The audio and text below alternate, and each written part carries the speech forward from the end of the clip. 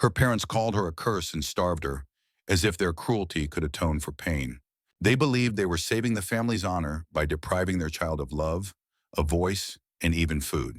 But one day a cowboy appeared at the gate who saw not a curse, but a dignity no one else wanted to notice. And just listen to what he did and why justice finally prevailed. Little May sat on the porch of the dilapidated house, her bare heel tapping on the wooden board, her empty gaze fixed on the dried-up field. She was only 10, but her face already looked ancient, dry, weathered, without a trace of childish hope. Her mother told her not to make a sound, not to show herself, not to breathe loudly while there were guests in the house.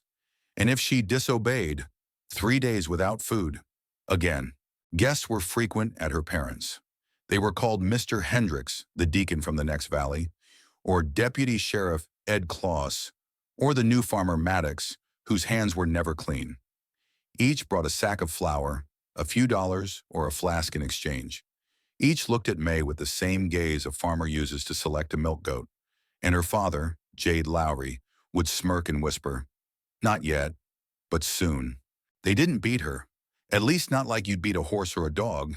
They just starved her, just locked her in the cellar at night if one of them was in a bad mood, just forbade her to talk, to make eye contact, to cry. Her mother, Sarah, repeated, "You are a curse. God turned away from us the day you were born.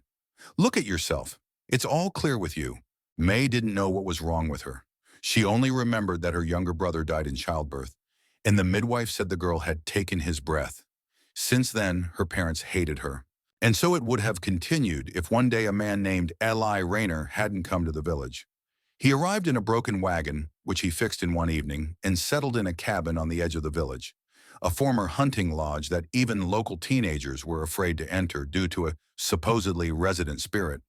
But Eli feared neither spirits nor people. He just worked, silently, persistently. He spoke to no one, not even in the general store, where his gaze spoke for him. He was respected and feared. And it was through his eyes that May felt for the first time in her life something akin to existence.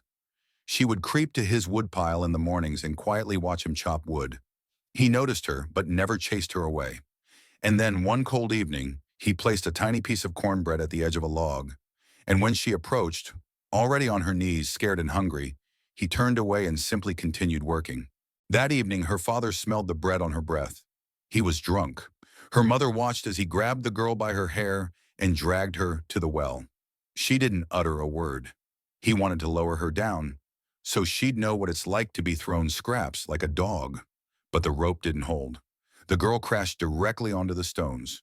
Broken ribs, blood from her mouth, darkness. When May woke up the next morning, she was not in the cellar, but in the cabin. She was covered in someone's old cloak, and a stove burned at her feet. Eli sat in a chair, quietly sharpening a knife. He didn't even turn.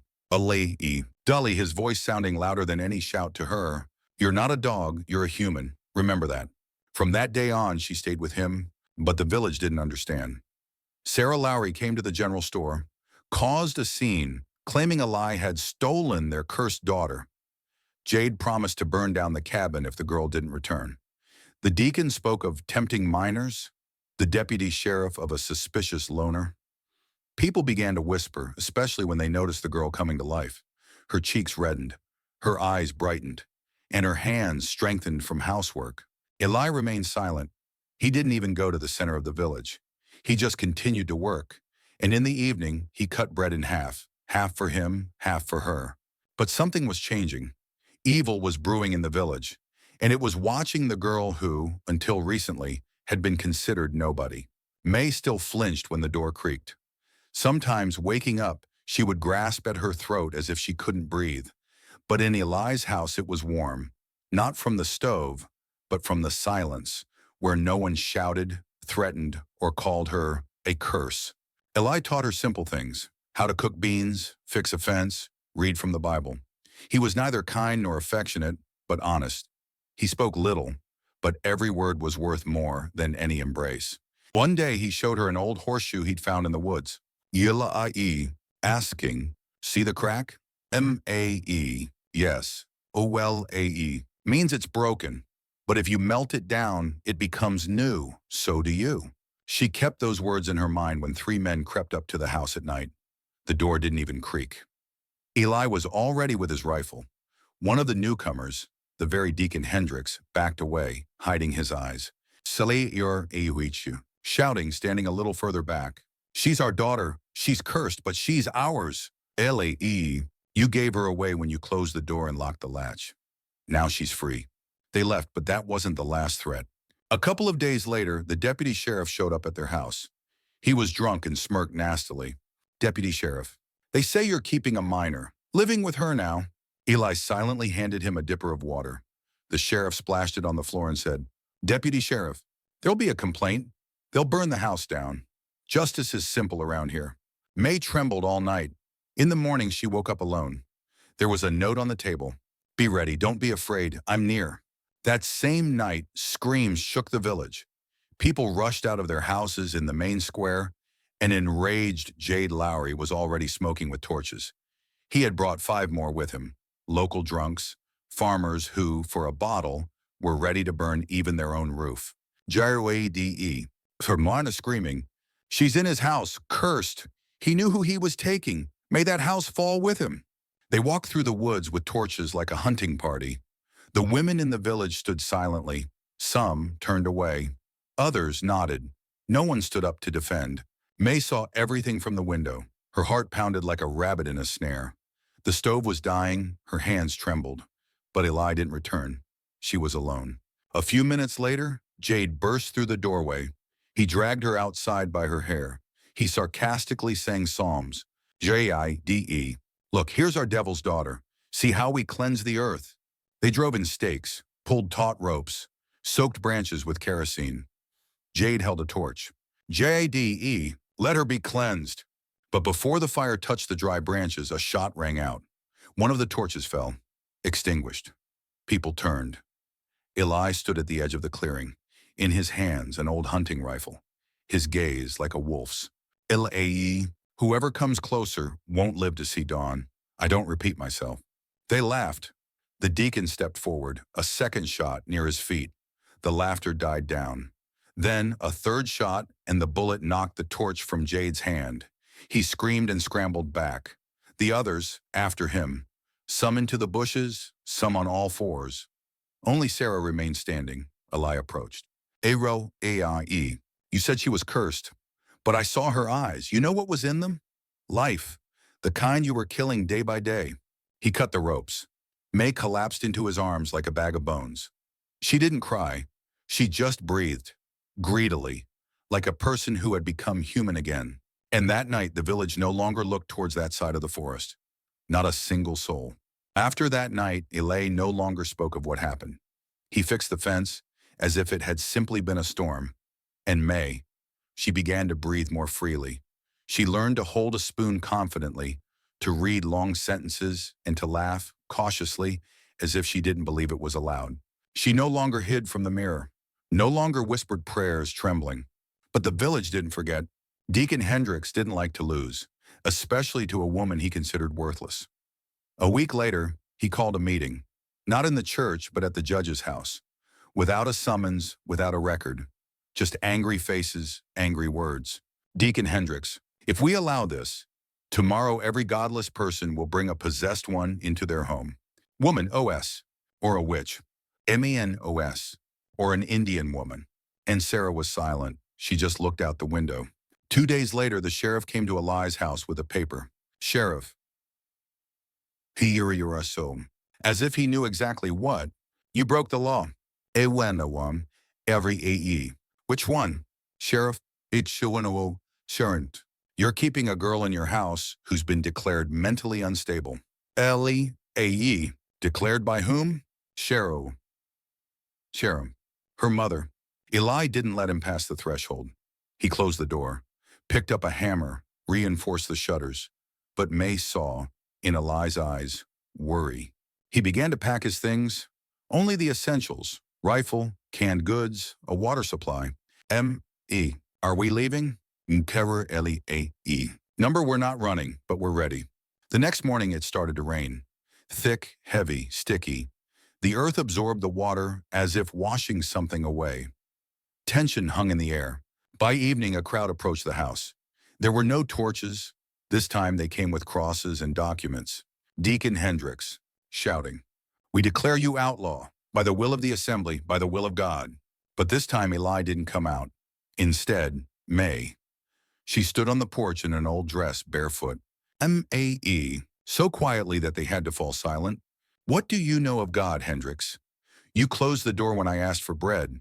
You ordered me to be left in the barn, like an animal. But he saw. And you are not his voice." Hendricks paled. J-B-D-E, shouting, "Kill her!" But no one moved. Suddenly, 4 riders emerged from behind the house. Old men. Comanche. One of them, Tahoe, the chief. It was to him that May had given an apple when she was still a little girl. He remembered. T-R-H-O, she is under our protection. M-A-N-O-S. That's not your law. T-I-H-O, the law is whoever protects the weak. Everything else is fear. The crowd retreated, without shouting, without torches, without chants. They left as they had come. And then, a week of silence. Then a month. Rumors spread far and wide that Eli had a witch living with him, whom even the Comanche feared. That he had made an alliance with spirits, that she spoke with fire. Eli just nodded when he heard, Eli, let them be afraid, then they won't come close. One dawn, May said, and Mem-A-E, do you want me to stay forever? He looked at her. E-U-L-A-E. I'm not asking, but if you, yourself. She moved closer, took his hand.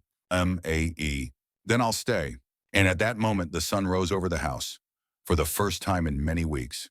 Without smoke, without fear, without the rustle of torches. Spring arrived unexpectedly quickly. The snow melted from the fields, as if taking all traces of fear with it. Eli's house filled with sounds. Laughter, the clicking of knitting needles, the creak of open windows. May sewed curtains, learned to brew coffee, and in the evenings they sat together, just like that, without needing to say anything. But those who lose don't forgive. One night, again flames. Only this time it wasn't their house. The church caught fire, the very one where Hendricks read psalms and held meetings. The planks screamed from the heat. The cross collapsed. The flames reached the belfry. That same night, the sheriff came to Eli. Sheriff Pim, Urenaturmum, you did this.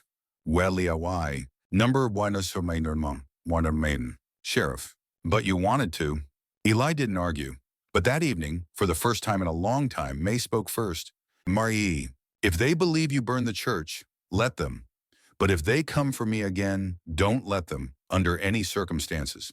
And in the morning, again, a crowd, without torches, with rifles. Hendricks stood in front with a bandage on his hand. Deacon Hendricks, we came for the witch, for the heathen, for the one who brought fire to our land. Eli stepped out, carrying only a book in his hand, an old worn Bible. Eli, you're looking for the devil? Look at your own faces.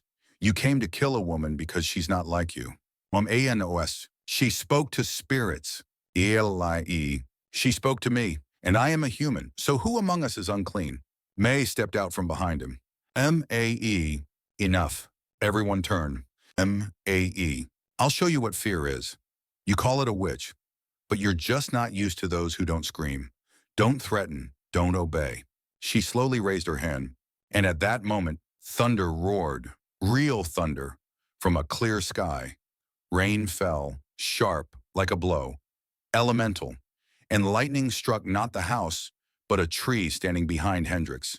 Everyone recoiled, even those who didn't believe in signs, and Hendricks fell to his knees. Deacon Hendricks, Ard, Chiwin-M-E-E. He heard, but not you.